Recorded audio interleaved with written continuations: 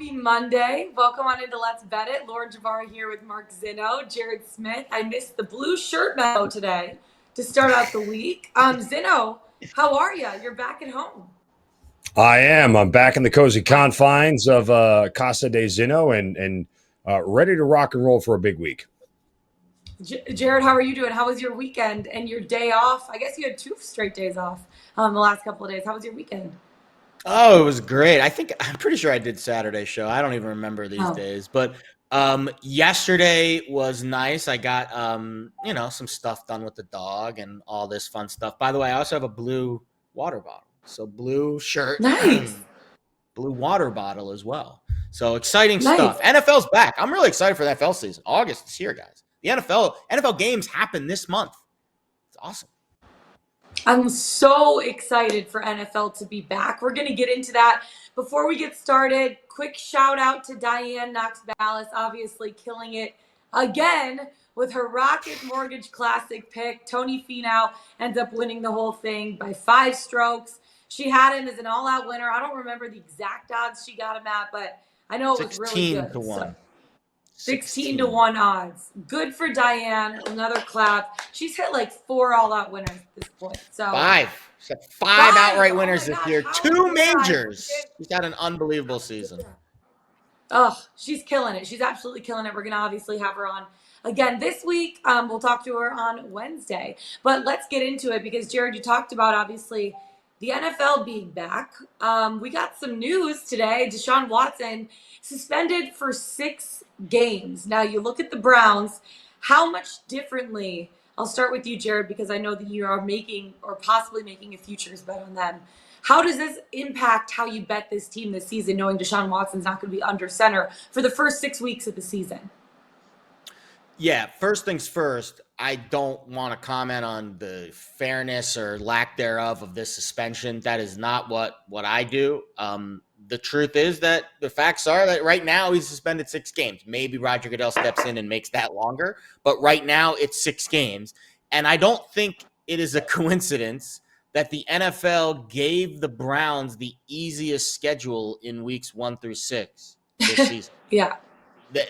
Now we talked about that a few months ago when the schedules were released and we started to see how the strength of schedules kind of stacked up, because if you are betting pre-flop futures in the NFL, especially win totals or divisions for that matter, the schedule matters because all of that, action is based off of the regular season, who wins the division and how many wins you have. So the sequence of your games and the difficulty of your games is vital.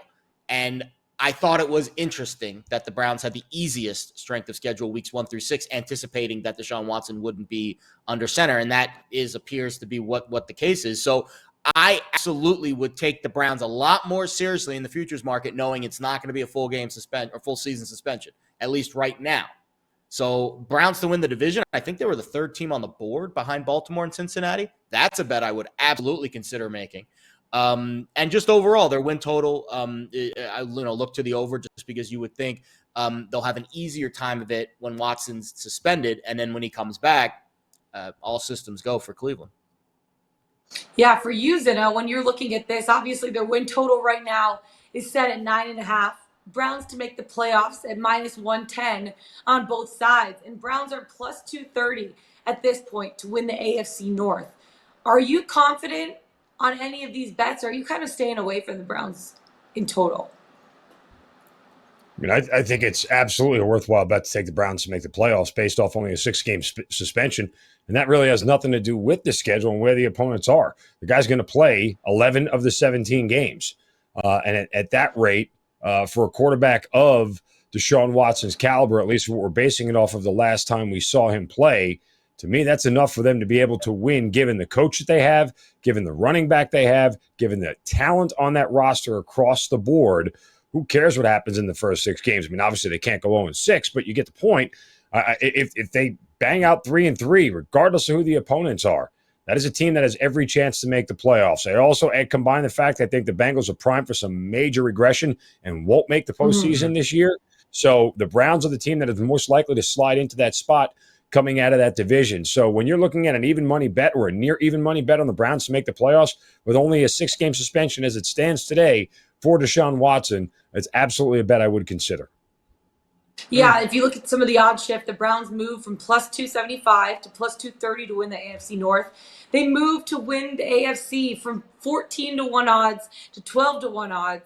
And Browns to win the Super Bowl went from 30 to 1 odds to 25 to 1 odds. So it is going to be interesting to see moving forward how they are able to do. And Jared, I know you mentioned their first 6 weeks of the season. They only have 1 game at this point against a team projected to have a winning record in 2 road games. So they do have an extremely easy first 6 weeks on their schedule. We'll see how it all plays out moving forward. If Deshaun is only suspended 6 games, if it ends up being more, at this point it is 6 games. That's how Jared's betting it. That's how Zeno is betting it as well. Speaking of NFL, let's continue the conversation because week 2 of training camp has begun. Let's break down the AFC South and our expectations for them.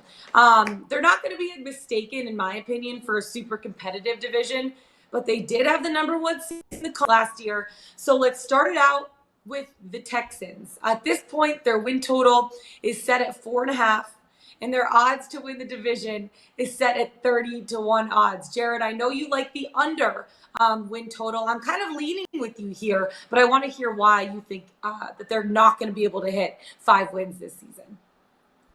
Yeah, first of all, this division is really tough to handicap because every team, with the exception of the Titans, have either a new head coach or a new starting quarterback. There's 2 new head coaches in the division. The Jags and the Texans and the Colts have their new starting quarterback in Matt Ryan. The Titans are the only team returning their battery from last season with Tannehill and Vrabel, but replacing Julio Jones and A.J. Brown. So there is a ton of tumult and upheaval in this division to begin with. And when you look at the Texans, under 4.5, it makes a ton of sense to me. First of all, by many standards, they overachieved last season and still only won 4 games. So we're asking them to finish with the same exact number of wins that they finished on last season, where they overachieved. And again, a lot of people question the Lovie Smith hire. I questioned it. I didn't understand it. And we're going to find out really quick if it was a bad decision or a good decision. And to me, I do think the schedule matters a lot when betting win totals. And one scheduling quirk that affects the Texans more than any other team, they face 3 teams this season coming off of a bye. That's the most of any NFL team.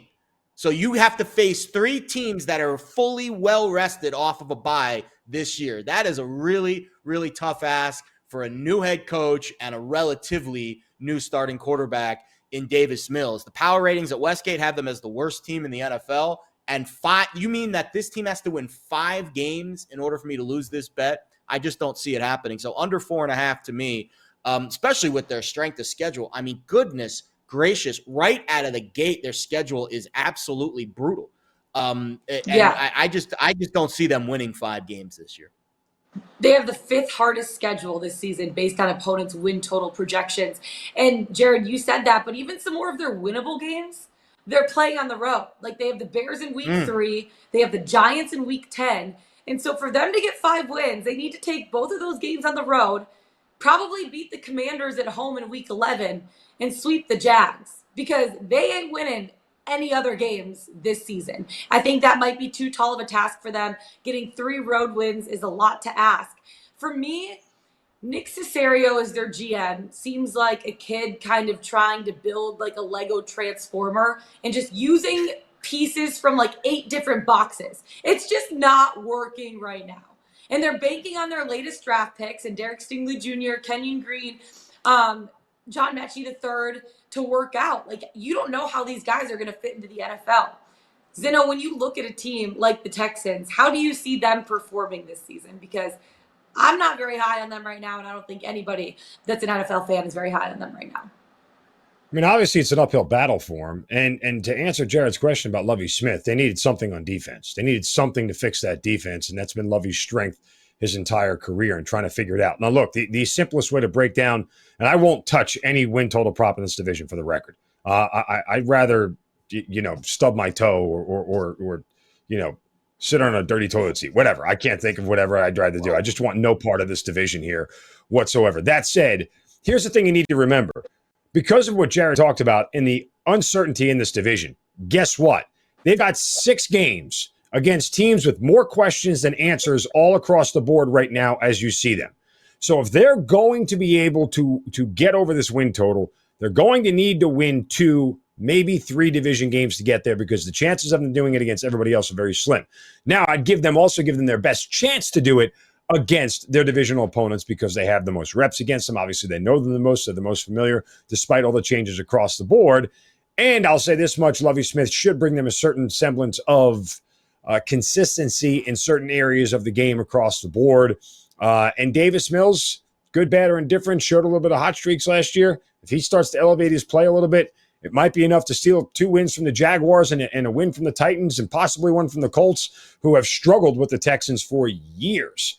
So it's one of those things where, that's the way I see it coming. I would break it down from a divisional standpoint. How many division wins can they get? And if they can get 3, they might have a shot. Even if they can get 2, to get over 4.5 is not impossible to try to find 3 non-divisional wins on the schedule. It's a valid point because they did win 3 divisional games last year. Despite they won 4 games total, 3 of them came in the division. So that is a very, very valid counterpoint. It's going to be interesting to see how it all plays out. You mentioned the Jaguars, and let's move on to them. Their win total right now is set at 6.5. Their odds to win the division 7-1. They're getting away from everything that was the dumpster fire of Urban Meyer. In my opinion, that slowed down the progression of Trevor Lawrence. A lot of people also think that they have Doug Peterson now and spent big money in free agency. With these changes, guys, because I know I have a futures bet on the Jags and their win total. Do you think that they can get over 6.5? Zeno, I'll start with you on this one. It's really a question of whether Doug Peterson can develop a running game here. Look, the last we saw of Doug Peterson, things were falling apart in Philadelphia faster than he could put them back together. And for a guy who won a Super Bowl there, and Philadelphia fans will cringe, probably more lucky than good, probably more fortunate than talented. That said, they win it, and I'm not going to take any credit away from them because they won it with a backup quarterback. So from that standpoint, there's a lot of fortune that goes into that. Yeah. I just don't have any trust in Doug Peterson right now as a coach until I see a different sample size or a different set of things from what I saw in Philadelphia. I had James Robinson 2 seasons ago burst out on the scene, looked like he was going to be a perennial 1,000-yard back. And then last year, what was there for him? He played 14 games of the 17 and only had 700 rushing yards. It wasn't really all that impressive. If they can get a ground game going and make Trevor Lawrence's life just somewhat easier, they might have a shot to get over this win total, but it's just too much variance, and the offensive line there is still bad, and I wonder how good the defense is going to be as well. Yeah, Jared, your take on the Jags at this point, because they were the team last year that kept the Colts from making the playoffs, and we'll just toot my horn No, the Colts kept the Colts from making the playoffs last year. Remember when I bet the Jags plus 13.5? And I was bummed that I didn't bet the money line, but I'm like, nah, the money line's a little too scary for me. And then they ended up winning that game. Do you remember that? Just saying. They're coming into this year with a little momentum. There are many moments reflecting back on the 2021 NFL season where I was amazed at your prognostication skills because you were on top a lot. You have set the bar very high heading into this season. That being said, I think Trevor Lawrence's bar is also elevated slightly. He can't get much lower. He threw 17 picks last year. I think that was the most of any NFL Yeah. quarterback that met all of the requirements, or at least among the most. He was definitely in the bottom 5. He was in the bottom 5 at that very important EPA plus CPOE, the expected points added and completion percentage over expectation number that we look at that grades quarterbacks. All metrics say he was one of the worst quarterbacks in the league last year. You want to blame it on Urban Meyer, you want to blame it on the Jags receivers, offensive line, whatever you want to blame it on, that number has to improve. The interceptions has to decrease, and the efficiency has to increase if there's any chance. I don't care how much of a quarterback whisperer Doug Peterson is. Those numbers, he has to play better, or else this team will struggle. I think it's a tough ask for them to get over 7. What did they win last year? 5, 6 games? They won 3 games last year. Not even. I gave them way too much credit. So you're asking them to win more than twice what they won last year. And again, things change in the NFL. We've seen swings go from one season to the next, but that's a big jump in a quarterback that's in year 2 with a rookie head coach to go from 3 wins to 7 wins. I don't think that's a bet I would make, but the potential's there. I think it's a bridge too far from year 1 to year 2. Here's the thing. It's a big jump, but I'm willing to risk it for the biscuit in this spot. In my opinion, Urban Meyer slowed down the progression of Trevor Lawrence. They wanted to see more out of him. He's their franchise quarterback. I think that having a guy like Doug Peterson at the helm of this team is going to be able to bring out more out of Trevor Lawrence. He's a Super Bowl winning coach. That in itself should elevate a team at least a notch or 2. You also have defensive end Trayvon Walker that you brought in, linebacker Devin Lloyd in the first round. You have Christian Kirk now that brings a dynamic ability to the wide receiver room. Is that going to translate on the field? They do have a pretty easy schedule. They have the 12th easiest schedule in terms of opponent win total projections and the 7th easiest schedule looking at opponents' win percentage from last season. So I looked at their schedule. For them to hit the over, they need to sweep the Texans. They need to beat the Commanders in the opener on the road, beat the Giants at home in week 7, road wins against the Lions in week 13, Jets in week 16. That gets them to 6 there in itself. Then you need to bank on them getting an upset somewhere or splitting with the Titans or splitting with the Colts. I think there is value in the over at plus money if Trevor Lawrence is able to show up and shows the improvement that they want to see in their franchise quarterback. So I'm willing to risk it for the biscuit. I'm taking the Jags over 6.5 wins this season at plus 115. And if it doesn't hit, hey, it's fine. But I literally went through every single week. I'm like, no, they can't win this week. Yes, they can win this week. No, they can't win this week. So I feel pretty good about 6.5. I know it's a big jump from last season, but what's telling you they can't do it? So I'm taking the over, baby. Let's go. Why not? Yeah. Okay, let's move on to the Titans. Tennessee. What? What? You just have way too much faith in Trevor Lawrence. Forget what he was in college. Might have been the worst quarterback in the league last year, statistically and otherwise. Well, yeah. This is not Clemson Trevor Lawrence playing. Urban Meyer. I think that he hindered his progress. Okay, but you know what? Peyton Manning still threw a ton of interceptions his first year, but also threw a ton of touchdowns. And, there are other quarterbacks, that were bad their first year, but didn't look as lost as Trevor Lawrence did. That's a problem for me at the quarterback position until I see something different. I'll say this about it. If they beat the Commanders week 1, you have a chance. If not, the next 3 weeks, Colts at Chargers at Eagles, they could be 0-4. Yeah. They have to win that game week 1. Well, I don't think they're going to beat the Chargers and the Eagles.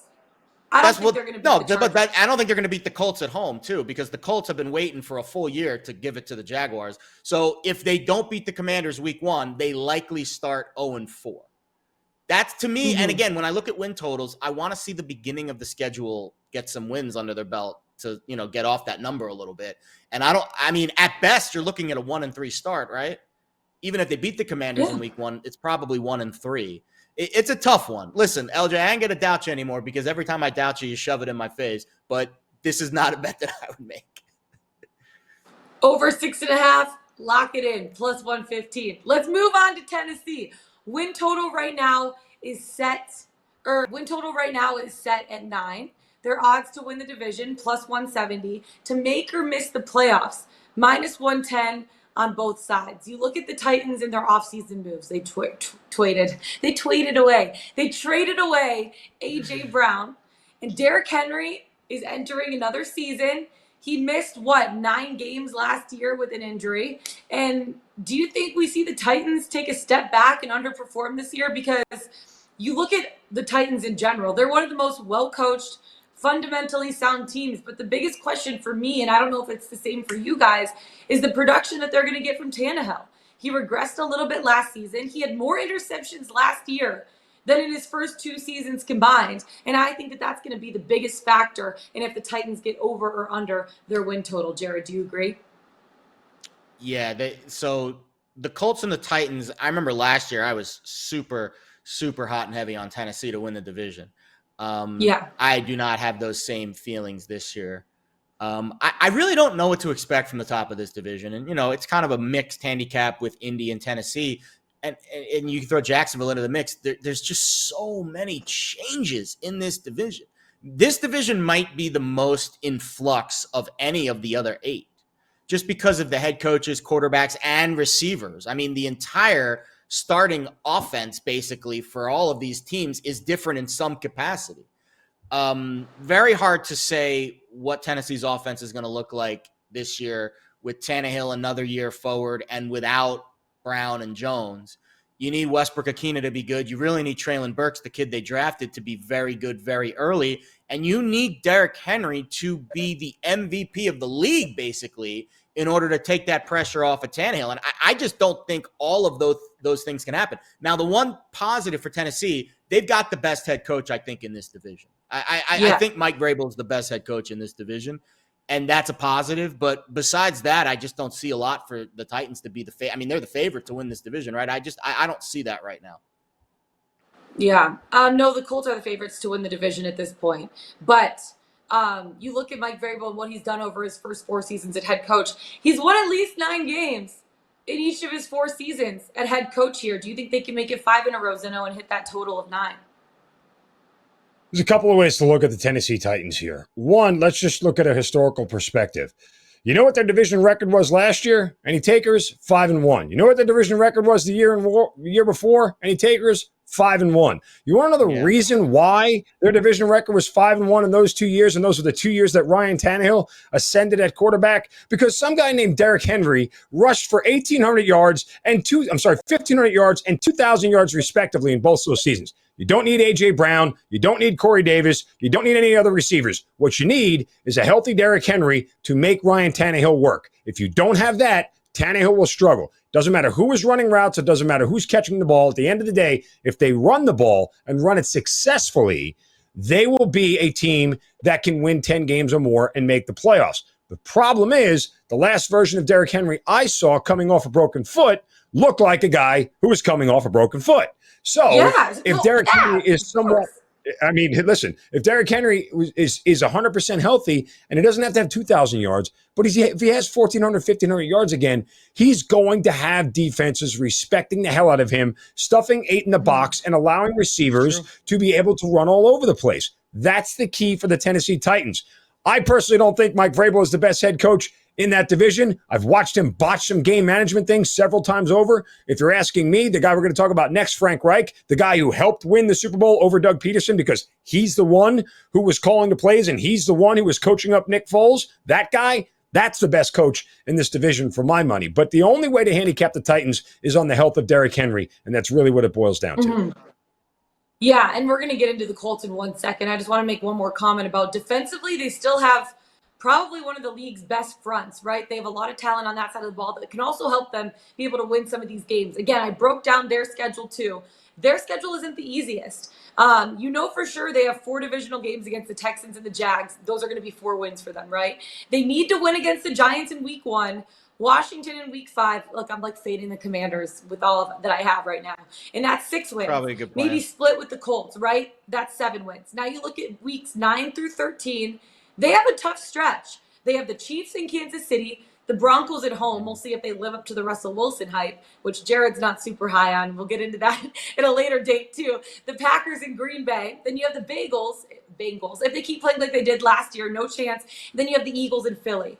They have to go over 100 during that stretch to go over the win total. If they go under during weeks 9 through 13, under 500, they're not hitting that win total of 9. So it's going to be interesting to see when they get to week 9 through 13. I think that that's going to be the deciding factor for if they hit this win total. But you talked about Zeno, the Colts, and the best head coach, what you think. They have one of the best rosters in the NFL. They missed the playoffs last year, losing to their division foe in the Jets. Matt Ryan's under center this year. They acquired him from Atlanta. Is this their division to lose at this point? I honestly don't know. I mean, it's a coin flip between them and the Titans right now, but what's to say that one of the other two teams couldn't make some noise and surprise some people? You see it every single year. So I don't know if it's they have the best quarterback in the division. I think that's pretty clear at this point. And they have let's just say based off of last year, the best running back in the division.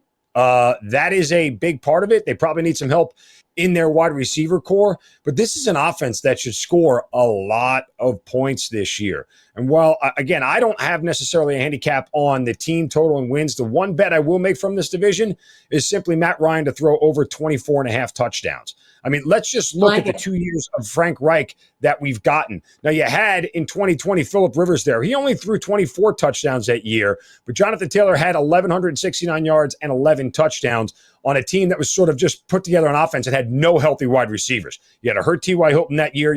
Michael Pittman wasn't what he was at that point in time. I think there was Quez Watkins. Somebody else was running around trying to catch footballs from Phillip Rivers. Beyond all that, next year with Carson Wentz, he threw 27 touchdowns, threw for 3,500 yards, and you had Jonathan Taylor running for over 1,800 yards and 18 touchdowns. So Taylor got more touches, more carries, more touchdowns, and yet the offense netted more passing touchdowns. Why? Because running the ball well makes passing a hell of a lot easier. Matt Ryan has thrown for fewer than 24 touchdowns just 3 times in his entire career. This is a match made in heaven for Matt Ryan with this team, with this running back, and this offensive line. He'll have time to throw. He's going to throw a lot of touchdowns this year and expect Jonathan Taylor to run for a lot of touchdowns as well. This is an offense that should score. Yeah, Jared, I want to get your thoughts on this because they pulled the plug on Carson Wentz, basically pulled a Beyonce, said, let me upgrade you. Get Matt Ryan from the Falcons. How do you think that he fits into this team, this offense? And what do you think that they're going to be able to do this season? Do they win the division? Well, Matt's a veteran. I expect him to do veteran things. But here's a weird quirk about the Colts. This is the 5th consecutive season they've had a different starting quarterback. Luck in 2018. Then you had Brissett in 2019. Then the Phillip Rivers experiment. Then the Carson Wentz experiment. And now we land on Matt Ryan. I mean, it's been a revolving door. And, you know, Matt Ryan's, again, a veteran, so I'd expect him to get up to speed quickly. But that's not a good streak right there. 5 years, 5 different starting quarterbacks under Frank Reich. I'm a little bit weary on the Colts. And again, yes, they are favored to win the division. They're odds on, but that's not a bet I would make. I do think the value's in Tennessee. Mark said it. How many games have they won in the division under Vrabel? And while, yeah, Mike might be a little bit aggressive, a little bit of a cowboy sometimes with his in-game decisions, I think preparation-wise during the week, he's the best head coach in the division. I think he's the toughest head coach in the division because he gets his guys up for those division games, which matters so much. He's got the Belichick sort of philosophy that helps him out 100%. Yeah, and I think that, and again, you want to talk about scheme, offensive scheme, and decision-making. Yeah, there's probably guys that are a little sharper than him, but I would take him over anyone else in terms of my team's coming ready to play every week. We're not going to give you that crap lackluster effort, especially in the divisional game. So I think the value's on Tennessee to win the division. I wouldn't lay with Matt Ryan. I think that's a bad choice. And yeah, the health of Derrick Henry will determine a lot here. And I think the health of Derrick Henry will also determine the success of the Colts in this division as well. And to me, that's the one guy that you can really pinpoint and say whether or not his season is up to standards.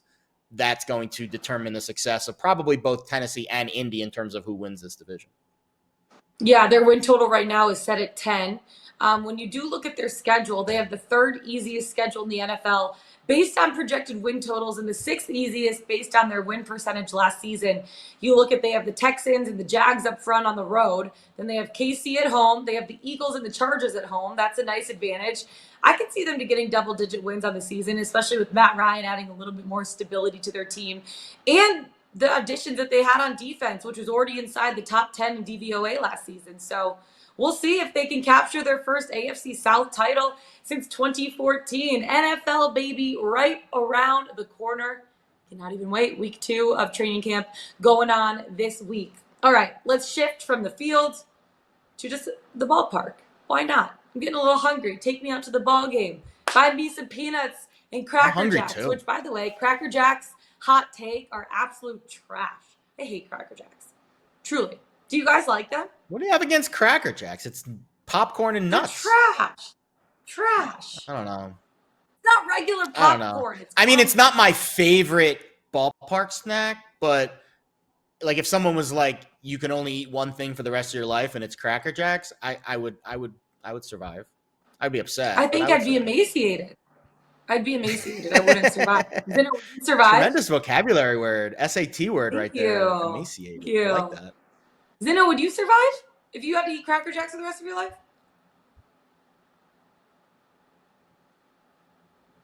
Is Zeno alive? Heard us or not? I'm here. I'm here. Sorry, I broke up. I didn't hear what you said. Oh, Cracker Jacks, yay or nay?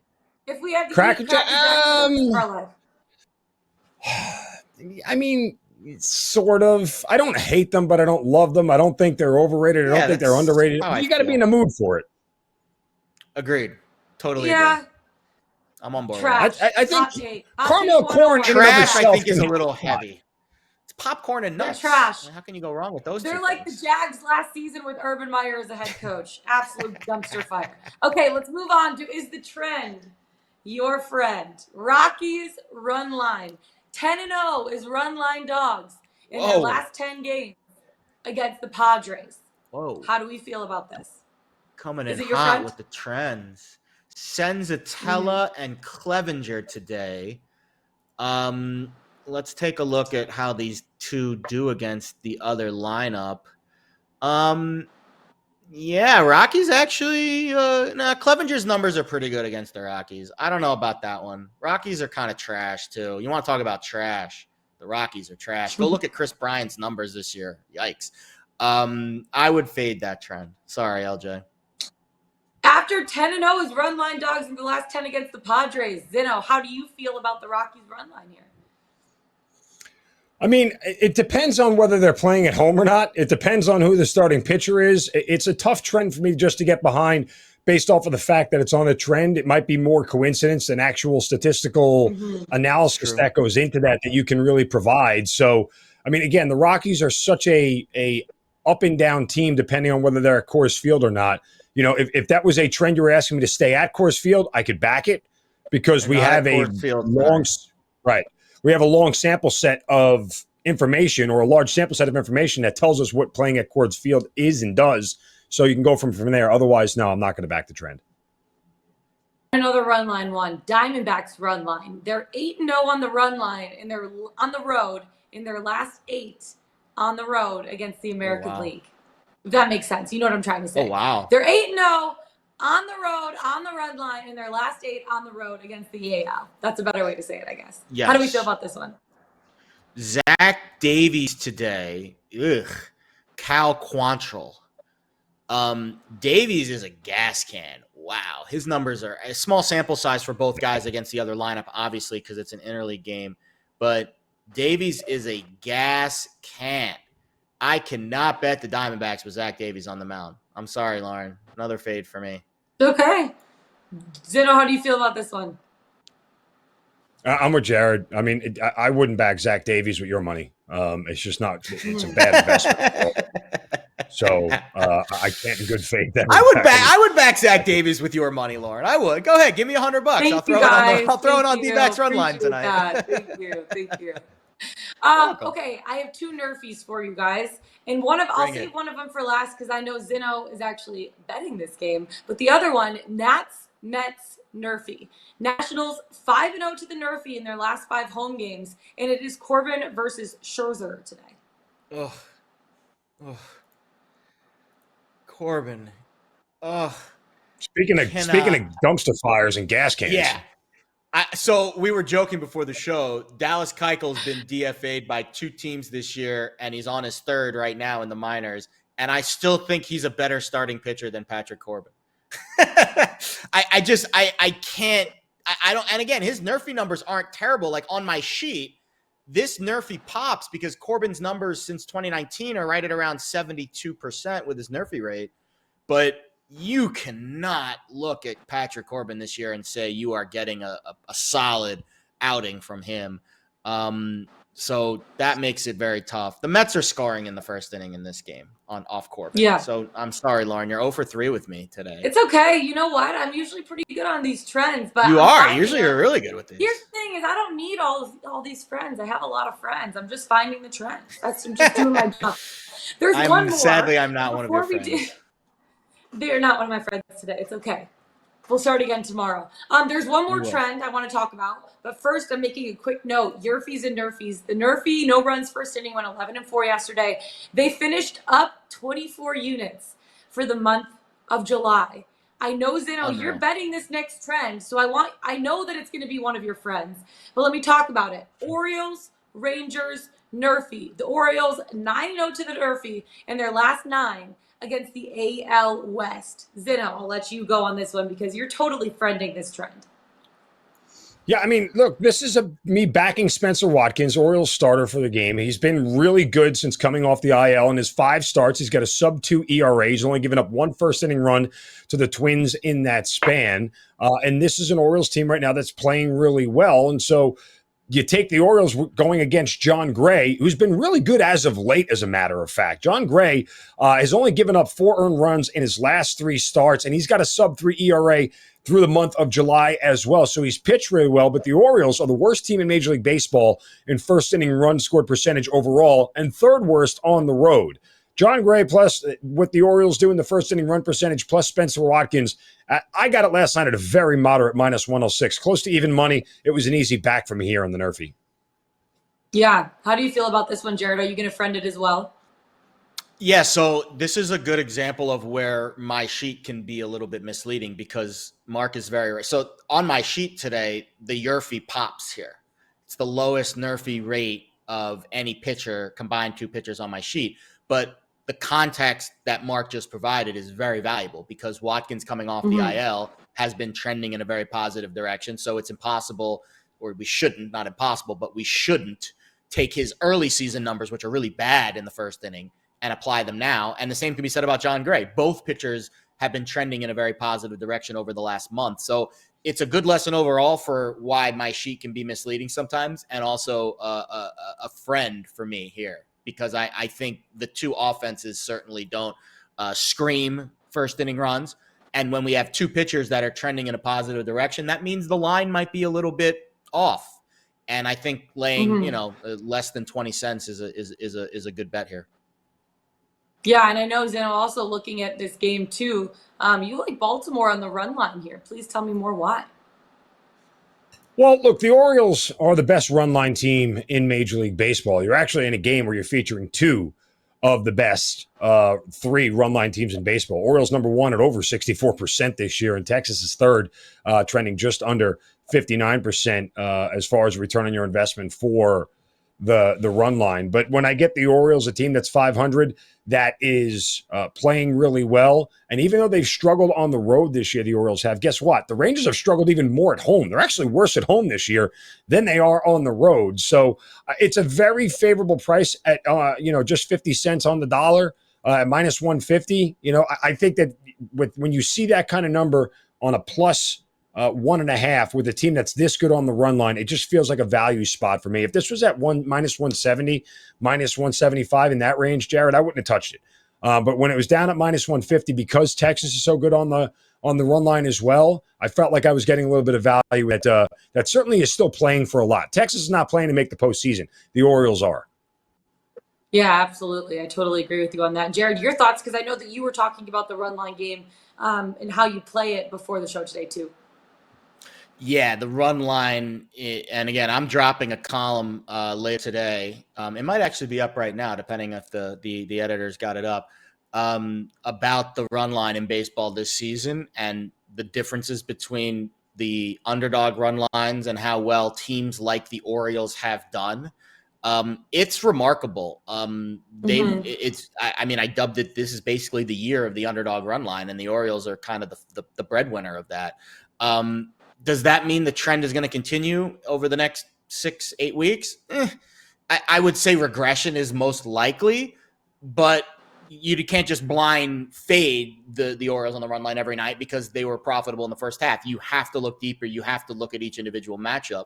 And this matchup, I would say, is favorable for Baltimore to be catching a run and a half. Anytime you're on the road catching 1.5, it always adds a little more value to me because the game ends if the home team wins by a run in the ninth inning or later.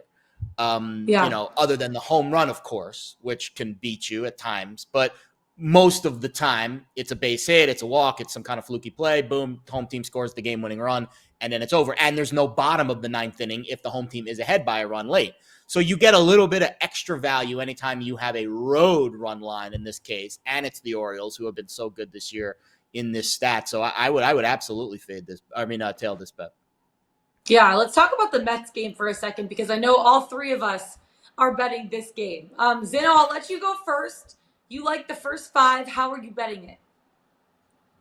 Well, the handicap here for this game is more just about the simple fact that I feel like I only need one run from the Mets against Patrick Corbin, who's excelled at giving up runs at a very favorable rate this year, including from our good friend Keith, who works our deputy editor on the Pickswise website. Keith Schmelter said that Corbin has a 6.84 ERA in the first 3 innings this year pitched. And with Scherzer on the mound, all I have to do is cover a half here. One run for the Mets really should be enough, unless Scherzer's having a stinker of a start.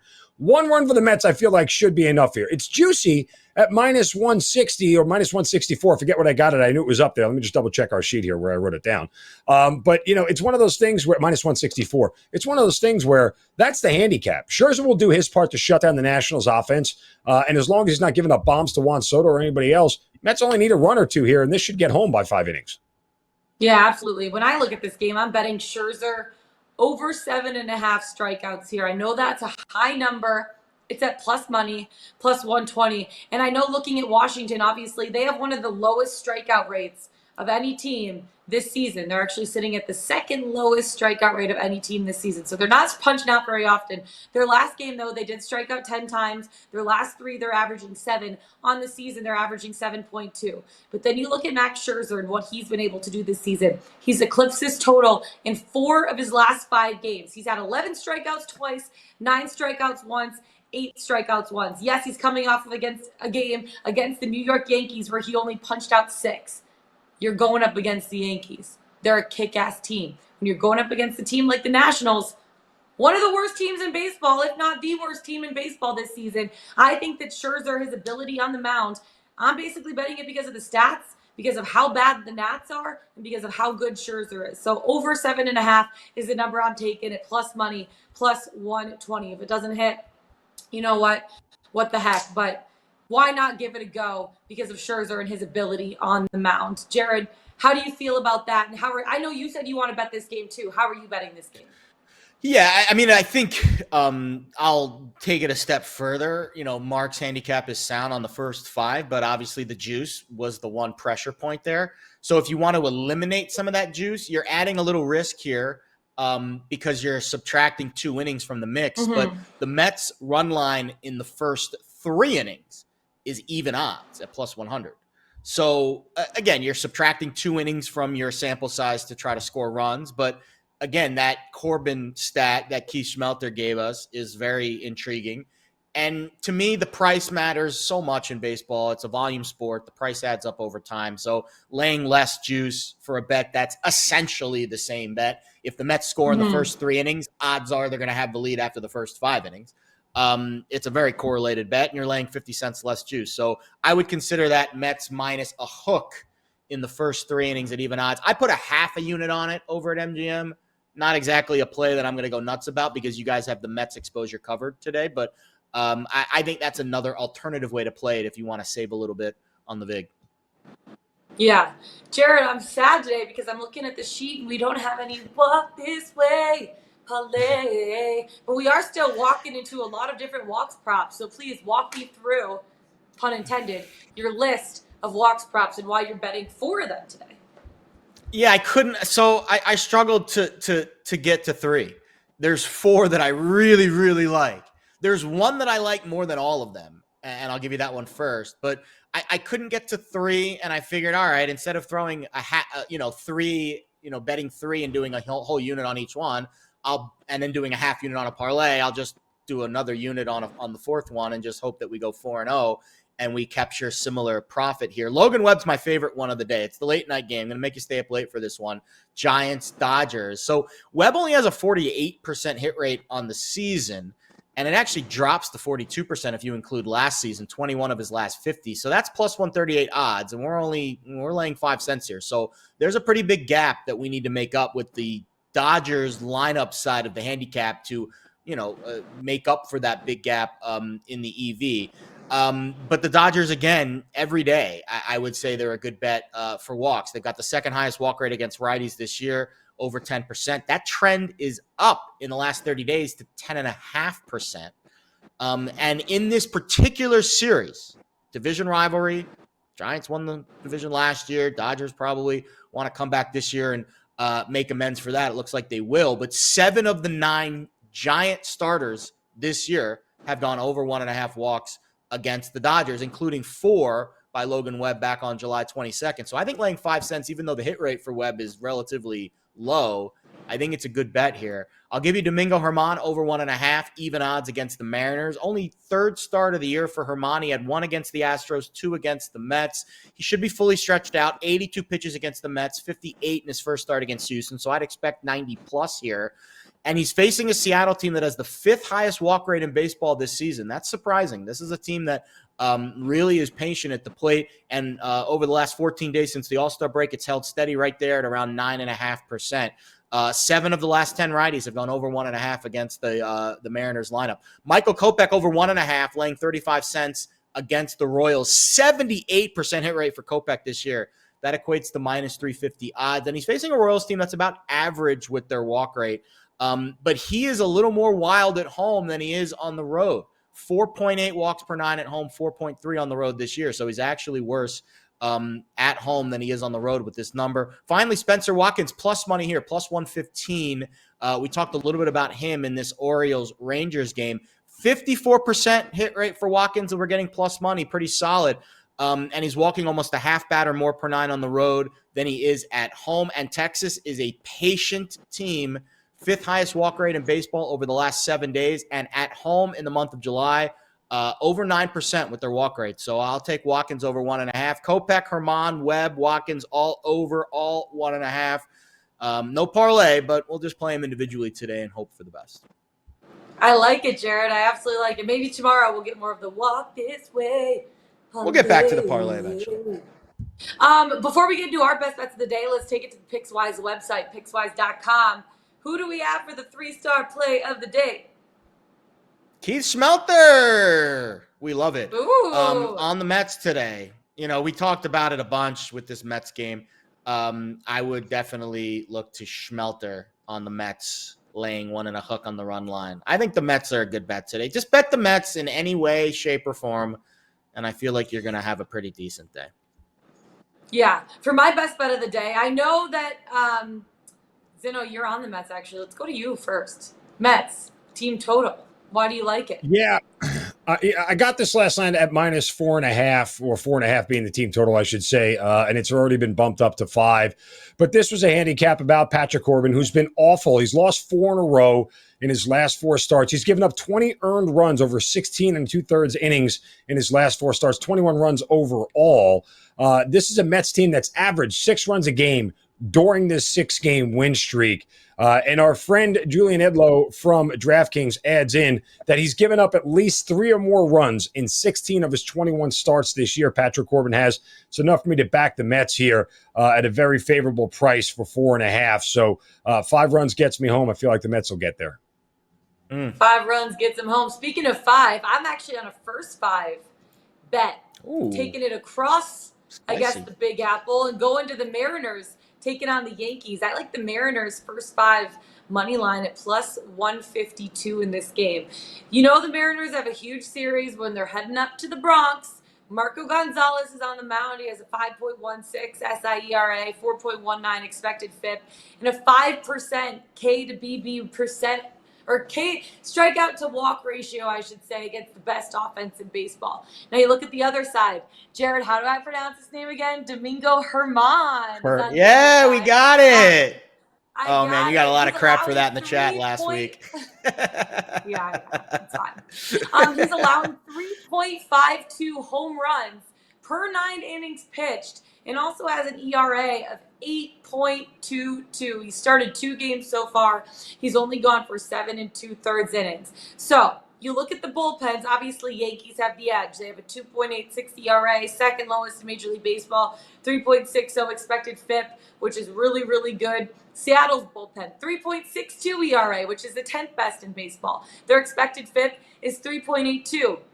Because of the Yankees bullpen and their offense, I expect them to win the game.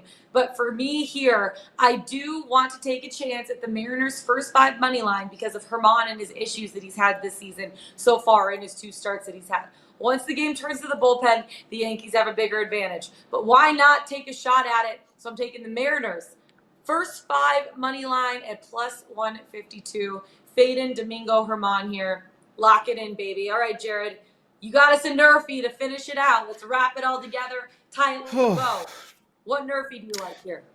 So the definition of irony is I've lost 4 consecutive Nerfy plays of the day all last week. And then the irony is I take off yesterday because we didn't have a show. And I bet 5 Nerfies, just threw a few on a parlay that I liked just because I was bored. And I texted you guys the ticket. Of course, all 5 of them hit. He hit so the on a parlay, day where I know. We're on a day where I don't bet, don't officially give out Nerfy plays. I go 5-0, and then of course last week I went 0-4 giving out plays of the day. Actually, I did hit 1 last week, so I went 1-4 last week on my Nerfy pods. Well, hopefully we're on the right path here this week, and we are going back to the well with this Red Sox team, who I've been fading with the Nerfies a lot over the last week because their lineup is a fade. They're in Houston tonight. The pitching matchup, Nathan Eovaldi, Luis Garcia. So before I even get into the matchups, the total here at 7.5 interested me because usually, and Mark can probably attest to this, with a total of 7.5, you should be laying more than 10 cents on a Nerfy. Usually it's like 8.5 is kind of the 10-cent barrier. Once you get to 9, then the Nerfy kind of flips to positive money. And then, of course, we see the ridiculous numbers at Coors Field most days when the totals are 11 or 12. But at 7.5 game total, I felt good about minus 110 being the Nerfy odds. And that's before we even get into the matchups. And Eovaldi Garcia have actually been pretty positive. Their combined Nerfy rate since 2019 is over 70%, which is above average. So again, I feel good about laying just 10 cents on this bet. Now, Houston's lineup is the rub here, as Zeno would say. They're one of the best teams in the league scoring at home at over 40%. But last year they were at 34. And what do we know about these averages? They tend to even out over time. So I would expect a little bit of regression with Houston's home scoring rate in the first inning. On the other side, Boston has been a really fade offensively, especially of late. They're scoreless in their last 7 games. They've only scored 1 time in the first inning in their last 11. And I think this is a good situational spot to fade the Astros lineup after a very emotional weekend where they took, I think, 3 of 4. It was either 3 or 4 or 2 of 3 from Seattle. Yesterday's game was a walk-off in the 10th inning. I wouldn't be shocked if they were a little sleepy to start this matchup with Boston now coming in, who's pretty much out of the playoff race. So I'll lay 10 cents on the Nerfy between the Red Sox and the Astros and hope Houston at home doesn't spoil the party against Nathan Eovaldi. We got a team total, first 5 money line, and a Nerfy to end the show, guys. Happy Monday. That's it for us today. Find us on the Pickswise YouTube channel. Go to Pickswise.com. Follow us on Twitter. Mark Zinno. I almost said Jared Smith. I'm Lauren Javara. We'll see you guys tomorrow. Have a great Monday. Let's get it. Let's bet it.